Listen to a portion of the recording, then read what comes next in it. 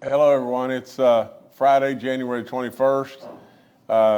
It's hard to believe it's year 2022. I mean, especially if you're someone my age and everything, the years just go, and it seems like they go faster and faster. And but we're thankful to be here and be with you.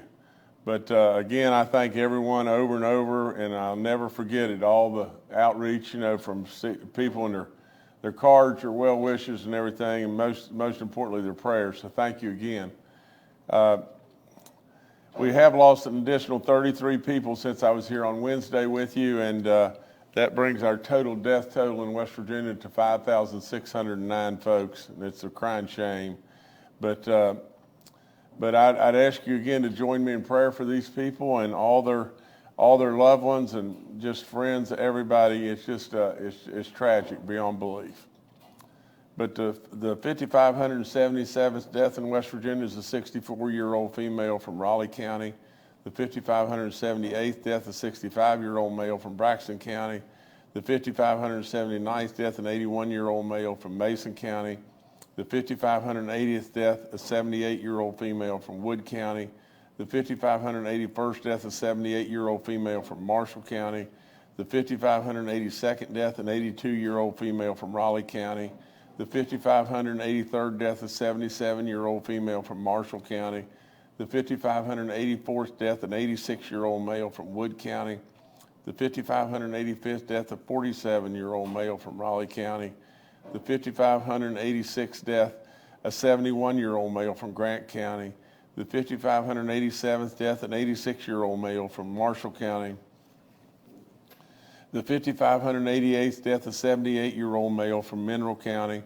The 5,589th death, a 73-year-old female from Wood County. The 5,590th death, a 66-year-old male from Putnam County. The 5,591st death, a 77-year-old male from Raleigh County. The 5,592nd death, a 76-year-old female from Raleigh County. The 5,593rd death, a 94-year-old male from Barber County. The 5,594th death, a 76-year-old female from Marion County. The 5,595th death, a 61-year-old female from Kanawha County. The 5,596th death, a 76-year-old female from Preston County. The 5,597th death, an 85-year-old female from The 5,597th death, an 85-year-old female from Kanawha County. The 5,598th death, an 80-year-old female from Calhoun County. The 5,599th death, a 61-year-old female from Berkeley County. The 5,600th death in West Virginia is a 76-year-old male from Kanawha County. The 5,601st death is a 91-year-old female from Monongalia County. The 5,602nd death is a 66-year-old male from Greenbrier County. The 5,603rd death, a 53-year-old female from Barber County. The 5,604th death, an 86-year-old female from Kanawha County. The 5,605th death, a 70-year-old male from Boone County. The 5,606th death is an 87-year-old female from Marion County. The 5,607th death, an 84-year-old female from Berkeley County. The 5,608th death, a 55-year-old female from Berkeley County. The 5,609th death is a 79-year-old male from Hancock County. Today's a little different, if you just think about it. I could be wrong about this, but I believe the youngest person that I read today was a 47-year-old. I think that's right. But today, the list was predominantly folks that are our senior citizens. But we all know that just the other day that I read a 21-year-old or 30-year-old and whatever, and it's tragic beyond belief for all, for our senior citizens as well as our young people. It's just something that we've got to keep battling to get through it. And I know you're going to do that, but I want to urge you all the time to know that we're going to get through this. This is all there is to it. We're going to get through it. The really super minds of the world are working every day to come up with, just the very thing that can just stop it in its tracks. But at the same time, we've all got to realize these vaccines or whatever are good, and they're going to give us time. They're just bridges that gives us 4 months, 6 months of additional time so that super brains can come up with a real cure for the whole situation. Today in West Virginia, we've got 16,742 active cases. We had 5,335 new positive cases in the last 24 hours. Our daily positivity rate was at 23.78%. Our cumulative percentage rate is at 7.55 now. We've had almost 385,000 people that have been infected with COVID that have recovered. We have right at 1,000 people in the hospital. 980 people are in our hospitals now. We have 228 in the ICU units and 131 patients that are on ventilators. And overwhelmingly, the majority of all those people are unvaccinated. But, there are several that are vaccinated. Just because you're vaccinated doesn't give you the immunity to say that you're not going to get this period. But it stacks the deck in your favor. I'm living proof of that.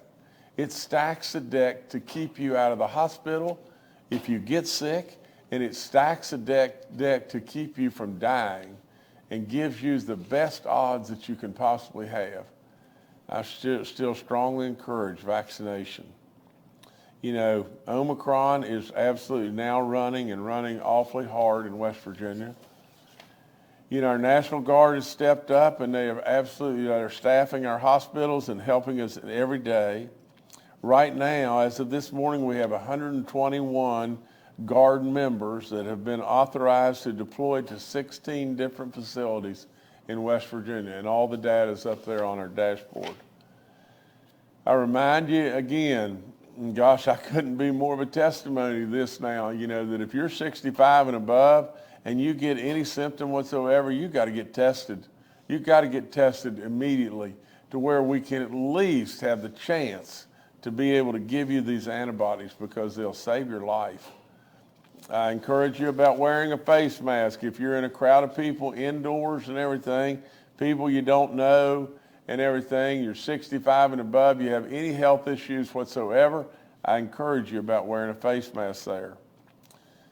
This is what I encourage you on more than anything, and I've said it 1,000 times.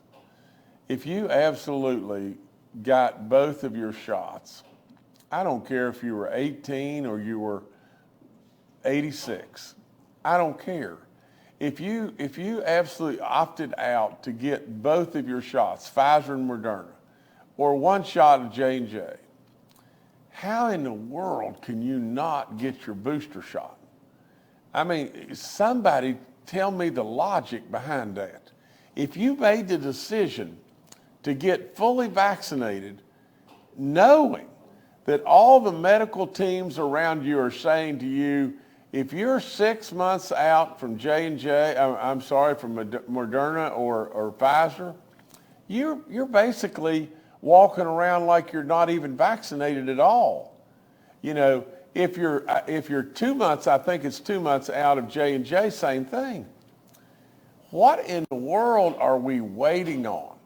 I mean, how can it be logical that you made the decision to be vaccinated and now absolutely you're just waiting, and in many cases it's because we're so busy, we're running in so many different directions, and we just think, well, the Omicron virus is not as bad as the Delta thing, and so, I'm really just not going to do that right now and everything. You're making a real mistake,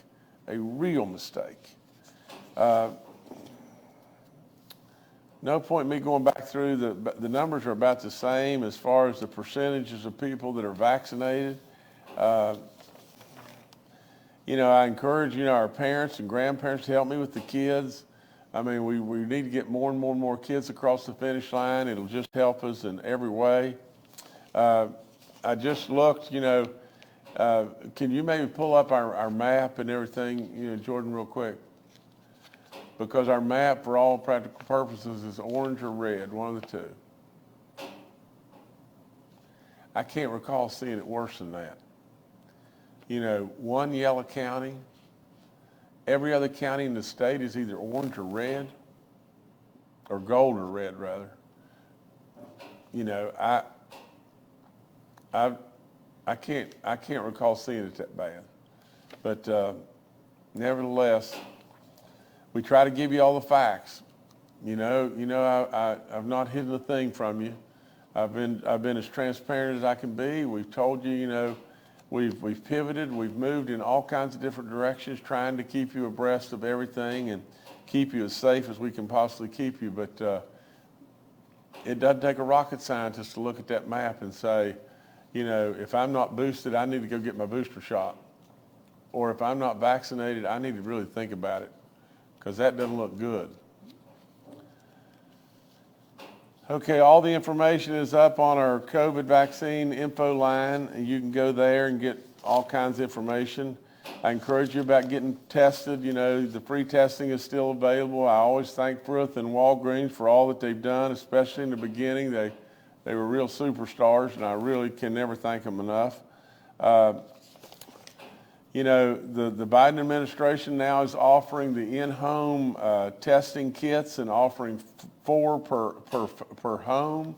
And all you have to do, you know, if you want to get those, is to just go to our, is this the covidtest.gov? Is that where they go to? You know, I think that's where, and you know, so all you got to do is just go into that, and they'll send them to you, and you know, but I do think the more we test, the more we know. You know, the more we know, the better we're going to be prepared. You know, that goes way, way back. You know, I said over and over and over a long time ago, the more we test, the more we learn. The more we test, the more knowledge we've got. So all that's going to do is just help you and help all of us. We have 143 outbreaks in our long-term care facilities. I think that's the same as the last time I was here. We have 2 outbreaks in our church community. I think that was the same at Kanawha and Nicholas County as last Wednesday. But this one's really moving. In corrections right now, we've got 519 inmate cases and 179 staff cases. That's jumped way up. And so we're on it, and these people have done a marvelous job, and they're going to stay on it because these people deserve our attention as well. From the flu vaccine, I encourage you to get that as well. Right this minute, you know, I've got my daughter Jill and her husband have both tested positive for COVID. You know, and Jill also tested positive on, you know, for the flu as well. You know, so I encourage you, get your vaccines. Now, in both their cases, they were fully vaccinated with, you know, from the standpoint of COVID and everything. But you need to get your flu shots. You need to get your vaccines. The rental assistance program is still there and still available. You know, I don't know exactly the dollars that we have left and everything, but they're really substantial. I encourage anyone that's a renter or a landlord to get in touch with us and see if you qualify for those dollars. I encourage you about giving blood. You know, it's really, really important. You know, and so we can all do more there and everything, but you know, if you're a physician or whatever says you're healthy enough to give blood and everything, I think that's what you should be doing. Today's a real, you know, a good day. You know, the one of the ladies that signs, interpreter and everything that we have, her name is Julie Turley. And Julie's birthday's today, and you know, we thank Julie and Jennifer so much for the great job that they do, and I'm really proud of them. I always talk to them before they leave, and I call them my allies. You know, a lot of times these two are really just the greatest, and so we thank you so much. We're really proud of you. Thank you so much. Happy birthday. Okay. Now this one, I want you to dial in, really pay really close attention, because I love this. This is so good, it's off the chart. We have a 17-year-old graduate from our second Mountaineer Challenge Academy. Now, and just think about this. This is the National Guard taking kids that are a little bit at risk and everything, or maybe just having a little trouble in a lot of different ways. And they're absolutely taking them through their program, and it is amazing what they do. Amazing. But there's a young man, his name is William, and I think this is Farkas. But William is a 17-year-old that is a recent enlistee in the West Virginia National Guard and a Tunnelton, West Virginia native that will embark on a journey that you can't imagine. He has been selected to go to West Point. He is a Mountaineer Challenge Academy graduate, and he has now received an appointment to go to West Point. It is amazing. It is so good. It is unbelievable. So, William, I'm telling you, we are so proud of you, and we're so thankful to our great National Guard. I mean, look at the job these people are doing. It says here that William Farkas was a standout cadet during his time at the Mountaineer Challenge Academy South in Montgomery, West Virginia, the state's second academy for at-risk youth. He earned several awards, including the Robert C. Byrd Distinguished Cadet Award and the Adjutant General's Award for Academic Excellence. So, William, congratulations to you from all West Virginians on this incredible accomplishment. And I, again, thank the National Guard in every way. I mean, you have absolutely touched lives. You've changed lives. It is amazing what you've done and everything. But absolutely, William, way to go. Way to go, son. That's great, great stuff. You're on your way now. And use this as a launching pad to just go on and do more and more greatness. We're really proud of you, son. Okay, here's a nice announcement, too. We have set another all-time record in the state of West Virginia. And you probably saw this come out yesterday, but December, our unemployment rate, seasonally adjusted unemployment rate in West Virginia dropped to 3.7%. It's the lowest monthly unemployment rate in the state history. And we've done this now, I think, 3 months in a row. There are many, many, many more West Virginians that are going back to work, and that's really great. We just need more people in West Virginia, don't we? I mean, if we're approaching an unemployment rate of zero, we need more people. And that's what we got to work on. And we're absolutely solving that riddle right now for the first time in probably decades. But actually, people over the 10-year period, maybe from 2010 to 2020 and everything, we lost 43,000 people in West Virginia moved out. 43,000. So for the first time, I think in 2021, we had, 2,600 or 2,200 people move into West Virginia. First time in forever. But we're moving, and we're moving the right way, but we just need more and more and more people to come. And this unemployment number is just fantastic. It says for the last 10 straight months, West Virginia's unemployment rate has been better than the national average. And I think we've gone down in our unemployment rate now 20 consecutive months. Not only is the unemployment rate better, but we are absolutely generating more and more and more revenues in the state that we can do all kinds of great stuff with.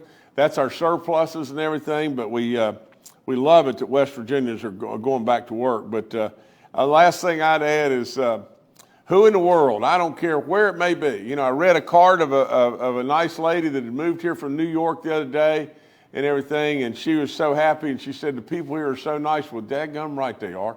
They're the greatest people on the planet. Every single one of you are the best of the best. You're faith-based. You're low crime. You know the difference between right and wrong. You're not absolutely running your life this way. A lot of times now what we've gotten to in the United States or maybe in the world is it doesn't matter if it's right or wrong. It just matters what you can get by with. Well, that isn't the way West Virginians think. West Virginians are hard workers. West Virginians get their hands dirty. And West Virginians know how to work and know how to appreciate jobs and appreciate one another. So So this is all great stuff, and I'm really proud of you, West Virginia. You can see I'm jacked up, but I'm stuck on all the time, and I just love it. You know, I love the fact, you know, that you're doing good, West Virginia, and so many of you have pulled the rope, and we've all jumped in together, and let's just keep at it. Last thing I got here is just the announcement and everything that I'm going to deliver the State of the State address next Thursday, January 27th at 7 p.m. And it'll be a little bit modified because a lot of the stuff, you know, is already out and everything. But I do feel an obligation to come in front of our Senate and our House and deliver that message. And there's several things that are not out quite yet and everything. But it is the first time in history, you know, that we had to submit a letter, you know, that was basically outlining maybe a couple of the things that are in the State of the State and everything. First time in history that a governor has not addressed the Senate and the House, you know, in person and everything. We did it by letter and everything. It surely wasn't by choice. I'll promise you that, because I wanted to be there so bad it was unbelievable. But can you just imagine? I mean, the likelihood of the day before the State of the State just boom out of nowhere and everything, you know, COVID. Well, it's been difficult. It's been difficult on all of us in lots and lots of ways. But you know, we'll handle the State of the State, and we'll take care of the affairs as we already have. But really and truly, when it really boils down to it, whom is this has really been the toughest on? Just like today, you know, we read through, and I think the grand total was 5,609 folks now we've lost in West Virginia. We'll handle the State of the State. The state of West Virginia is cooking. The state of West Virginia is doing great beyond belief. And absolutely, we're so proud of that, and so many people need to be thanked. But along the way, we've lost 5,609 people in West Virginia. And so that's where our prayers need to be. Everything is good within the state of West Virginia, and it can just get better and better and better, and that's what we want it to do. So we're going to keep it going, and I told you early on, I promised you a rocket ship ride, and the rocket is rolling now, and you're riding on the rocket, and it is really fun, and it's just going to get better and better and better. The only way we're going to screw this up, in my opinion, is getting our own way, and I'm going to try every way in the world to assure that doesn't happen. That's all I got right now. Thank y'all. Thank you, Governor. Let's now go to Dr. Clay Marsh, our coronavirus czar. Good morning. In reinforcement of a few of the messages the governor has sent, it's important to recognize that our hospital numbers in West Virginia are going up.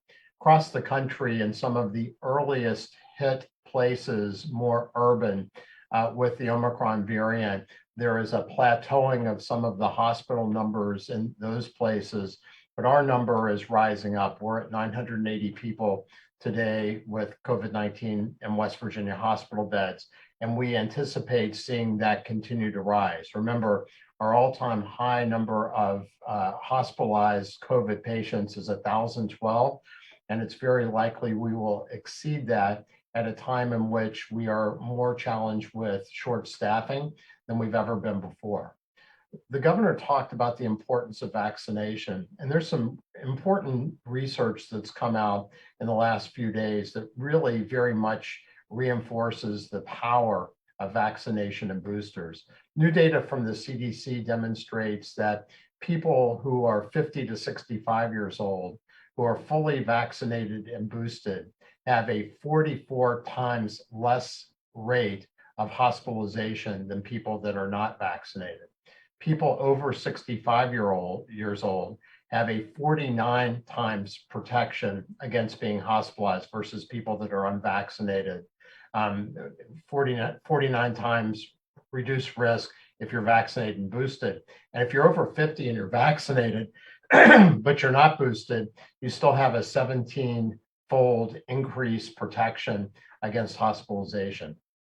So the protection with 2 vaccines is about 17 times if you're over 50 years old, but the protection with 2 vaccines and a booster is between 44 and 49 times less likely to be hospitalized. So the clear data is that we need people, particularly people in that most susceptible age group, to get vaccinated if you haven't chosen to be vaccinated yet. And please also choose to be boosted. It really makes a huge difference. Data from Israel also suggests that children who have had 2 vaccines had a 50%, half the rate of infection with COVID-19 than those that did not have a vaccine, have the 2 doses of vaccine. And children that were eligible that had 2 doses of vaccine and a booster had about a 75% reduction in the risk of catching COVID-19. So it's really important as we talk about the impact on our pediatric population that we also try to really help have our children be vaccinated at much higher levels. In West Virginia, when we talk about the 5 to 17-year-old group of folks being vaccinated, I believe we're at about 30% 1 dose and 23% 2 doses, which is way, way too low. The other piece of research that came out that should help people choose vaccination is research in about 2,100 married couples who were having children and looking at fertility rates. And what they found was that not only did vaccines not impact fertility rates, in fact, they helped fertility rates as men who had been previously infected with COVID-19 within 60 days and not vaccinated had an 18% reduction, those couples did, of being able to conceive. So getting COVID looks like it's much more of has much more negative impact on the ability to get pregnant than being vaccinated. And so there was really no negative impact of vaccination. So that, I hope, will help reassure people who are childbearing women and also younger men or men who are looking to conceive with a partner that the vaccines are really very helpful in getting pregnant and don't have any deleterious effects. So I think that the real message today is that we still have not seen the peak of COVID-19, the Omicron variant in West Virginia. Our hospital numbers are rising, and our basic mission is to save lives and to make sure that we protect the capacity of our hospital systems. And emerging data in adults and children suggests that vaccination and boosting, when eligible, are the 2 most important things that we can look to try to see this pandemic become endemic.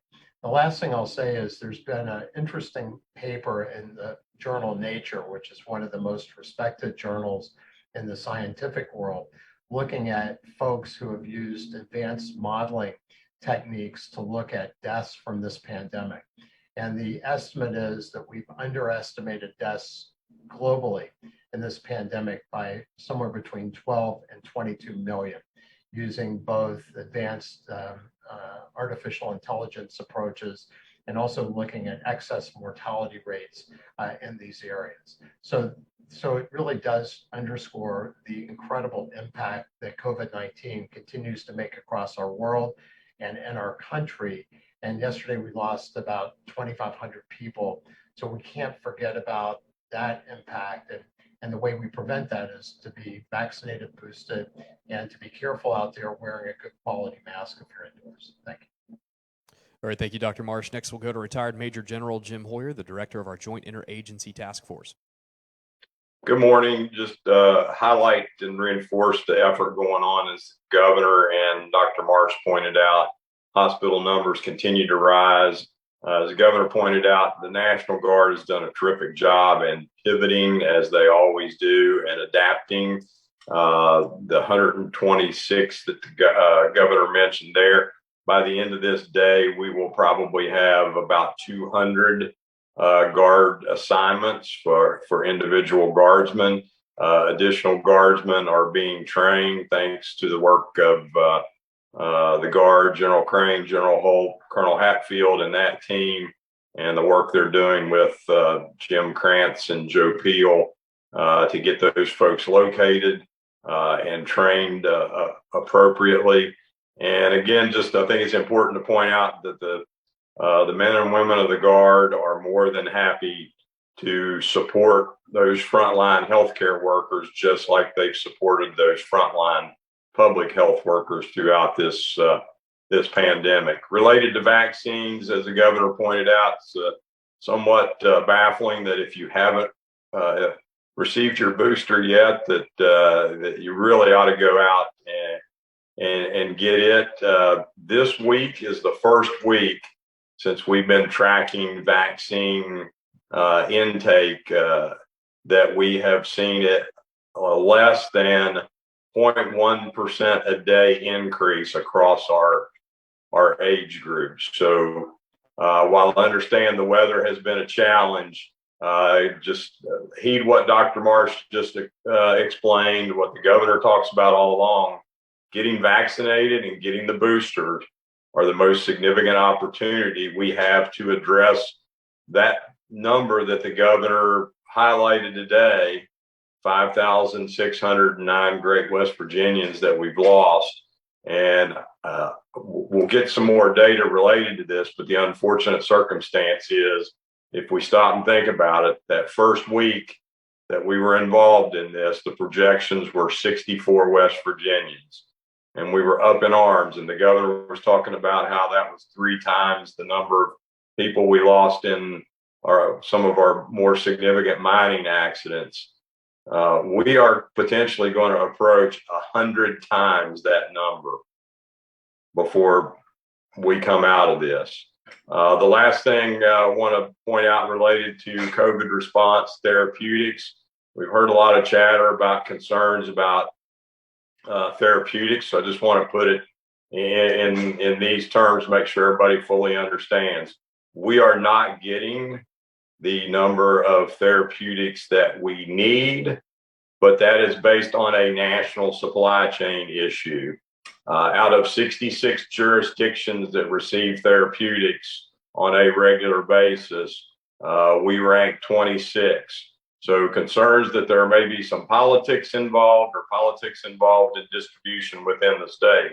It's my responsibility to the governor to make sure that those things don't get brought into this. And we are working as hard as we can. And the governor has given us the authority to use the full power of his office. And we work particularly with our 2 U.S. senators almost every day to attempt to get more therapeutics. So I want to make sure that folks understand that.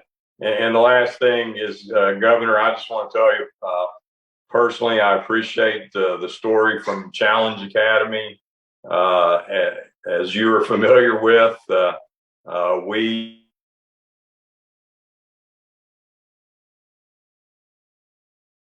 started the process to get a seat, and at the national level, we're told, hey, this is probably not going to be something you can do. But you pressed that issue and led with legislative leaders, with Senator Capito and with Senator Manchin and Congressman McKinley as co-chairs of the National Challenge Program organization to get that done, and to now have a young man to be appointed to the military academy out of there is truly monumental for the state of West Virginia. So I appreciate that leadership and that effort. Thank you.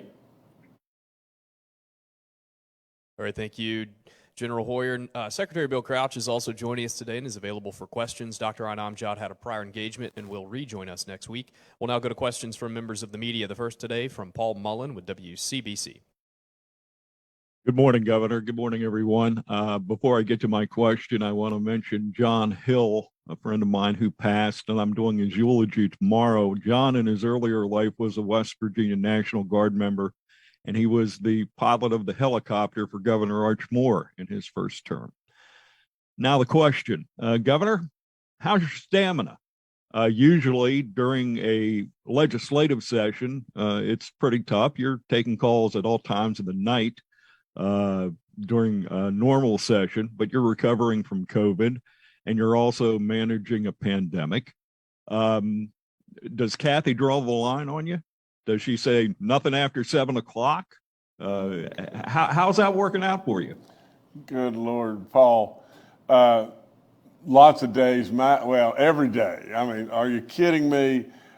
Stop at 7 o'clock. There's no chance on God's earth. You know, I'm taking calls every night, 7 days a week till probably midnight. And but I love it. I've done this all my life, but, and I guess if you get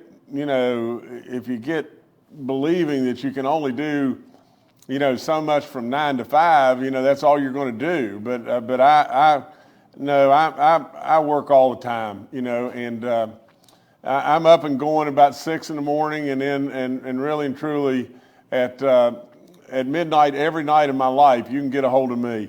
So and I love it, and that's what I've always been. A lot of people think, well, how in the world can he do it, from the standpoint of energy? But I've just been blessed. I've really been blessed to always have that. I've not been sick very often at all, and I've surely not been knocked down like I was, a couple of weeks ago, and with this. But no, Paul, I feel great. I'm ready to go, and I just want to keep going.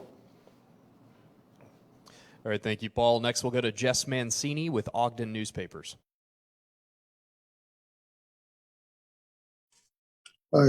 Thank you, everyone, for taking my question.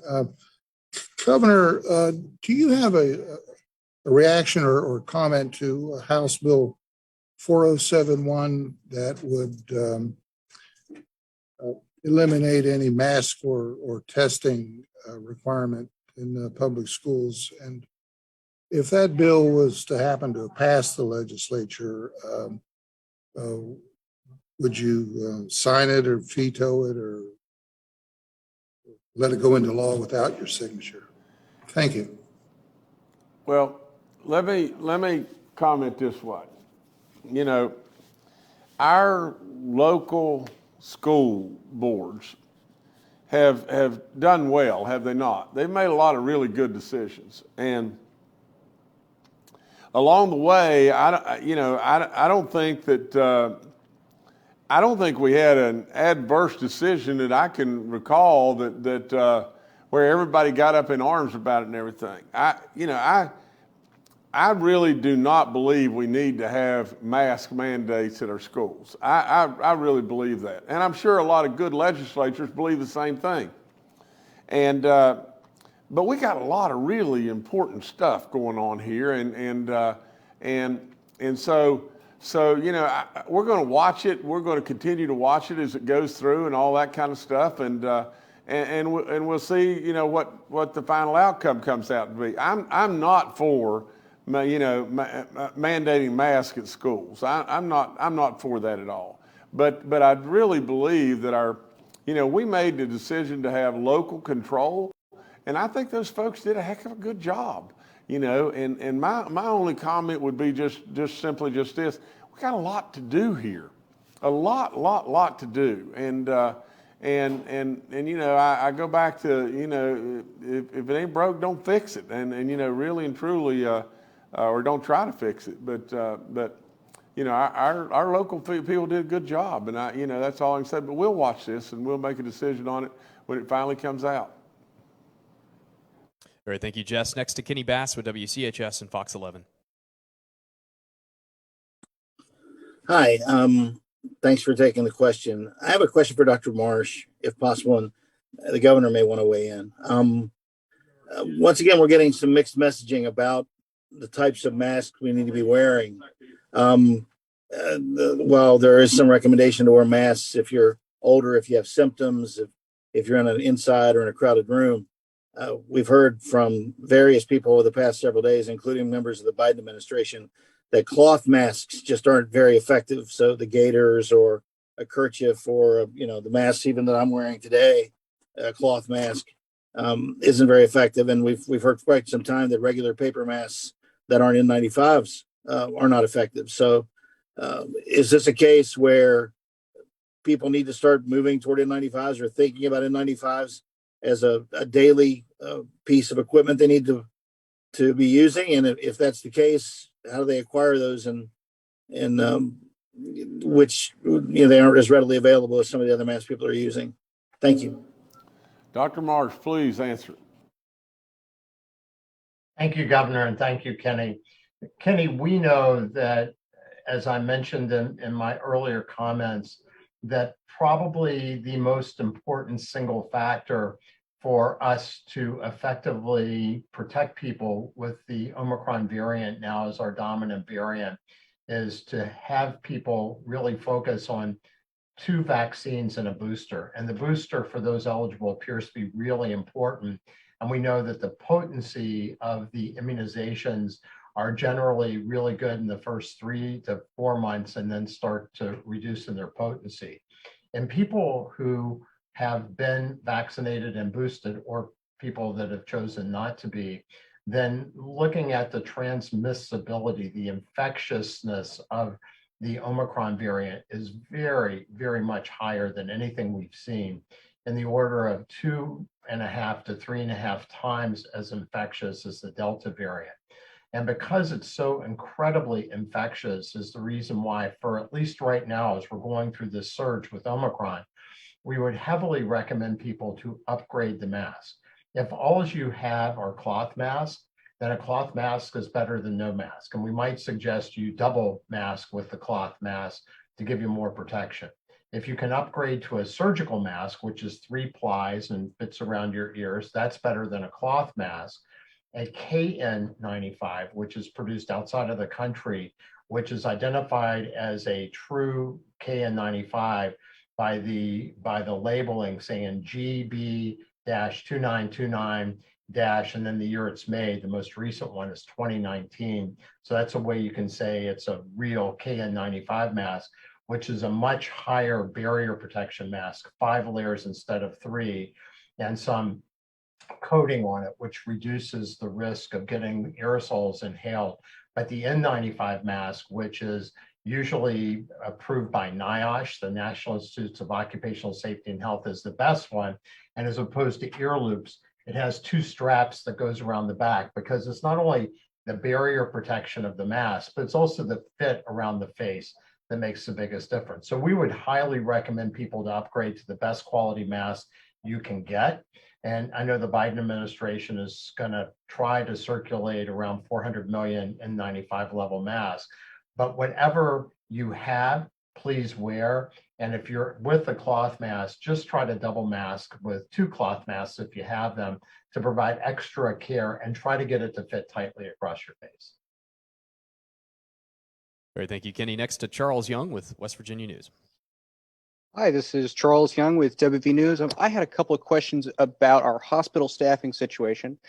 First of all, I was wondering if there's been any more serious consideration or discussion of additional Save Our Cares payments. And then General Hoyer, you said that by the end of the day, we'd have 200 guardsmen assigned. I was wondering if you could give us an idea for the total ceiling. Is that something we plan on exponentially increasing? Do we know how many people we're going to be, throwing at that effort? Thank you. Charles, I think, we can get the general to weigh in the beginning, but I want to make sure that we understand this. The Saving Our Care has now been backed up with the big nursing program incentives that we've got, going on, and so maybe, General, if you could come in and, we're trying to do all the different things to make sure that we backstop the staffing, But anyway, General, come in, please. Yes, sir, Governor. So, Charles, if you remember, we did as we call it, a tabletop exercise early on, which on behalf of the Governor, Clay, and the Secretary, and Dr. Amjad and I participated in with the task force. At that point, we had projected with the hospitals the potential need for about 350 guardsmen. There is an additional effort going on with training with guard personnel right now. Those 200 will be now related to requests that have officially been made, and we have assigned bodies who will flow into those positions. They range everything from people who might provide screening support at the entry point to the hospitals, to helping with logistics support, moving patients, a variety of other things designed to give the opportunity for healthcare professionals to spend more time focused on patient care. I think Secretary Crouch had sent me a note this morning that we have over 1,000 hospital workers out today due to COVID restrictions right now. So right now we believe the 350 will work, but as always, and as Governor pointed out, the Guard's flexible, adaptable, and agile, and we'll work with that and other partners. And there are other things, as the Governor pointed out, that we are doing as part of his leadership team to relieve pressure off of our hospitals. Thank you. Thank you, Charles. Governor, I'll turn it back to you.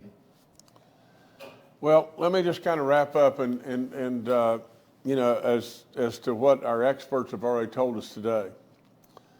I really hope that anyone and everyone that's out there listening, you know, will pass this word on to others. But our coronavirus czar, Dr. Clay Marsh, you know, first of all, I thank him for all the work and the assistance he did with me and you know, and lots of folks that he works with every day. But I want you to just listen to these words just a second. He said that the studies are out now that if you're 55 and older, you have a 44 times, I mean, can you imagine? You know, if you had just a little bit more of a better chance of not being hospitalized, but what he's saying is if you're 55 and older and you've been vaccinated, you have a 44 times better chance of not being hospitalized if you get this. You know, in addition to that, he said, if you're 65 and older, you have a 49 times better chance of not ending up in the hospital. I don't have any clue what in the world we could be waiting on. He also said that kids that are vaccinated have a 50 to 75% chance of not getting not getting COVID or Omicron or whatever in any way. So from the standpoint of our kids, and I'm talking to our parents now, from the standpoint of our kids that are vaccinated have an incredibly greater or less chance, rather, of getting COVID. Well, that's really important. That's really important. And from the standpoint of those 55 or 65 and older, you have a multiple times, from 44 to 49 times, good gracious, less chance of ending up in the hospital if you get this. You got to get boosted. You got to get your vaccinations. It's all I got. I wish to the Lord above that I could tell you, just don't worry about this. We got this little pill. You take this little pill one time and it's over. I wish to the God above I could tell you that. I prayed like crazy that we would get a vaccine. You know, there was a time when this stuff was running rampant and we didn't know what it was all about, and we were all scared to death, and stuff was getting closed down everywhere, and we were some way, somehow trying to piece together the government and keep everything running. We didn't know what to do, but I kept telling everybody all we're trying to do is buy enough time to bridge us to get a vaccine. And now, by God above, and the work of a lot of really, really good people, we got it. We got the vaccine. And now we're still trying to urge people to take the vaccine. You know, I am totally rock solid. You'll never have to worry about me being rock solid on the fact that I am so respectful of our freedoms. I am so respectful of your opinion. And absolutely, I'm going to stand rock solid there. But I'm telling you from Jim Justice's standpoint, you need to be getting that vaccine. And whatever you do, you need to get that booster. And you need to get it for our kids too. So with all that being said, the only last thing I'd add is just this one thing. the great general that's on all the time, you know, and the great work that they've done at the National Guard and you know, when he was at the helm and everything, and now they continue to do it under our Major General Crane and all the great stuff that he's doing, they are truly unbelievable. You know, William Farkas, on the way to West Point from the Mountaineer Challenge Academy, the at-risk kids and everything, that the great work of the National Guard's done. It's unbelievable. It's just unbelievable. But he said one other thing today. He said, do you remember back when they predicted, there was a group out of Washington State that predicted that there'd be 64 deaths in West Virginia. And at the time, I can't recall how many we had, but maybe it was 18 or 20 or whatever. And I thought, God forbid, it can't be 64. There's no way it can be 64. In a horrible mine disaster, you know, we lost 12 people or 11 people at Sago, and you know, and on and on. You know, it can't be 64. Well, today it's been 5,609. And General Hoyer just said to you just this. He said, the way this thing is going, we'll end up with 100 times 64. Think about that just a second. That's 6,400 people. 6,400 people, not 64. I couldn't believe I didn't want to tolerate it being 64. But 6,400, and you know what? We'll be really blessed. We'll be really blessed in West Virginia if we don't exceed that number too. Do you realize that every other day when we have a briefing, we're reading somewhere close to 40 names. So every other day, 20 briefings from now, if we continue at this pace, we'll read another 800 names. And 800 added to 5,600 is 6,409 people. In 20 more briefings, we'll be at 100 times the number that General Hoyer told us. I'm telling you, we have got to do everything in our power to stop this. It's not good. It's really not good. But for West Virginia to lose the potential of 6,400 West Virginians, it's unthinkable. Please help us. Please help us. And get vaccinated and get boosted. Thank you so much. That's all I've got.